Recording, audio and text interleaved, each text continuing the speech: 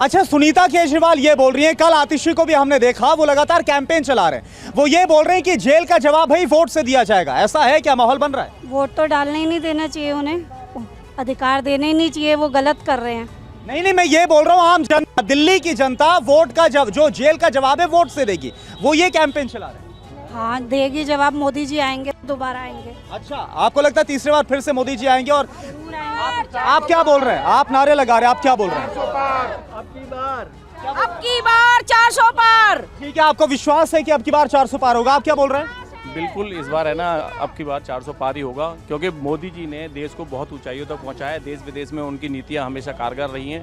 और पहले जो हम विदेश जाते थे वहां पर लोगों के कपड़े तक उतार दिए जाते थे। आज दुनिया में मोदी जी विश्व गुरु हैं और भारत विश्व गुरु बन के रहेगा फिर से। उनकी जितनी योजनाएं चल रही हैं वो सारी योजनाएं कारगर हैं। हालांकि लेकिन मुद्दा ये बना हुआ है, मुद्दा ये बना, विपक्ष बोल रहा है कि गलत तरीके से एजेंसियों का इस्तेमाल किया जा रहा है, पिच को खोद दिया गया, मैच फिक्सिंग कर दी गई लोकसभा चुनाव के पहले। कोई गलत उपयोग में नहीं लिया जा रहा है एजेंसियों का। ये एजेंसियां अपना काम कर रही हैं। ये कोर्ट में भी तो जा रहे हैं। इसका मतलब तो कोर्ट भी खरीद लिया क्या? तो कोर्ट भी तो इनको जनता के बीच मैसेज जा रहा है। बिल्कुल जा रहा है, बिल्कुल जा रहा है। जब काम ऐसे करेंगे तो जेल तो जाएंगे ही ना।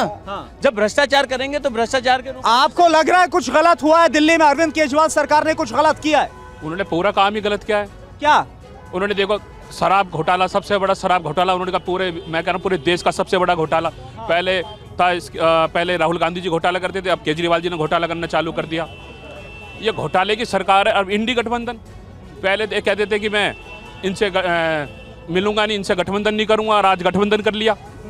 गठबंधन ऐसे, ये चोर सारे एक, मुशर्रफ भाई सारे एक हो चुके हैं, मगर मोदी जी को ये हराने वाले नहीं है। ये मैसेज जा रहा है क्या? वाकई में मैसेज जा रहा है? वहाँ बोल रहे भाई चोर मौसेरे भाई सब एक हो गए। हाँ, सारे मौसेरे भाई एक जगह जुट के ये इलेक्टोरल बॉन्ड का जो स्कैम किया है, उसके बारे में क्यों नहीं जवाब दे रहे हैं? जब इलेक्टोरल बॉन्ड का सुप्रीम कोर्ट ने जवाब मांगा एसबीआई से, एसबीआई ने जब जवाब सबमिट किया, उसी दिन अरविंद केजरीवाल जी को क्यों गिरफ्तार किया गया? है इसका जवाब? आप इलेक्टोरल बॉन्ड का मुद्दा उठा रहे हैं, लेकिन सवाल उठाया जा रहा है भाई जो दिल्ली में शराब घोटाला हुआ है, यह आरोप जो लगा है, उसकी वजह से अरविंद केजरीवाल अंदर है और इसका जो असर है पड़ेगा चुनाव पर, वो ये बोला जा रहा है। चुनाव पे असर पड़ेगा। जिस तरह से इन्होंने गलत तरीके से सीएम अरविंद केजरीवाल जी को चुनाव के समय में इन्होंने गिरफ्तार किया है, जेल किया है। मैं आपको बता दे रहा हूँ, दिल्ली की जनता का हिसाब लेगी इनसे। जिस शरद रेड्डी के बयान पे इन्होंने केजरीवाल जी को गिरफ्तार किया है, उसी शरद रेड्डी ने बीजेपी को 60,000 करोड़ रुपए चंदे के तौर पे दिया है।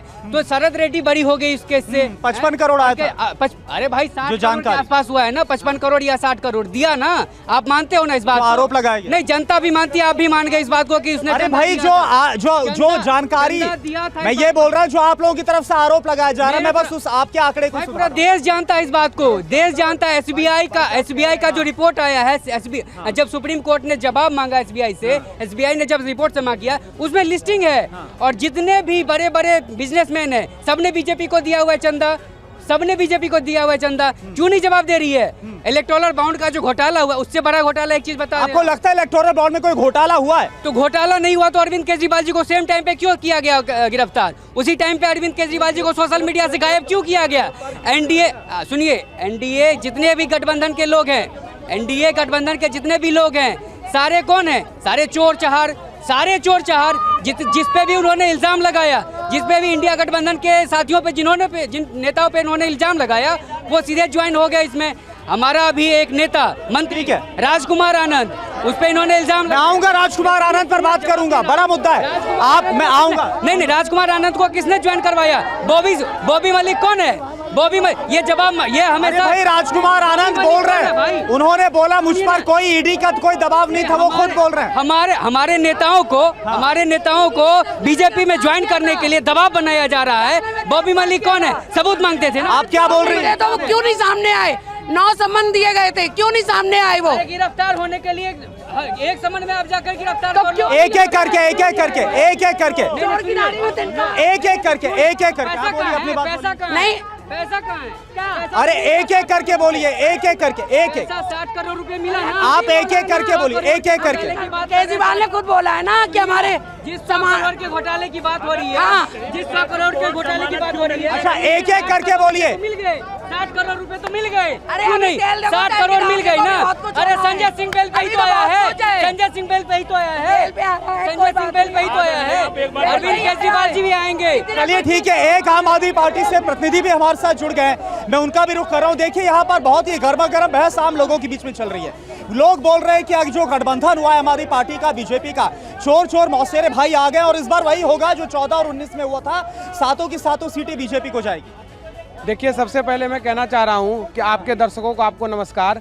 आम आदमी पार्टी की यही ताकत है कि दिल्ली की जनता ने उन्हें एक बार नहीं 3 बार सबसे ज़्यादा बहुमत देकर अरविंद केजरीवाल को बिठाया, और सिर्फ इसलिए क्योंकि उनको पता है कि अरविंद केजरीवाल ईमानदार और सबसे मजबूत पार्टी है। और यही रीजन है कि आज के दौर में पूरी बीजेपी ईडी और सीबीआई के माध्यम से आम आदमी पार्टी के सभी नेताओं को जेल में भेजने का काम कर रही है। उनको पता है कि दिल्ली में जो है वो कभी जीत नहीं सकती है भाजपा यहाँ से, इसीलिए आम आदमी पार्टी के नेताओं राजकुमार आनंद को आपने सुना, राजकुमार आनंद को सुना, वो बोल रहे हैं भ्रष्टाचार के खिलाफ जिस पार्टी का जन्म हुआ था वो पार्टी लिप्त हो गई भ्रष्टाचार। राजकुमार आनंद जी हमारे पार्टी के मंत्री रहे, और आपको पता है कि 23 तारीख को पहले उनके यहाँ 23 घंटे की रेड पड़ी थी ईडी की, और डरा धमका के बिजनेसमैन है उनको शामिल किया गया, और वो देखिएगा आज न कल फिर भाजपा में शामिल हो जाएंगे। इनका काम ही यही है कि आपको लगता है राजकुमार आनंद भाजपा में जाएंगे?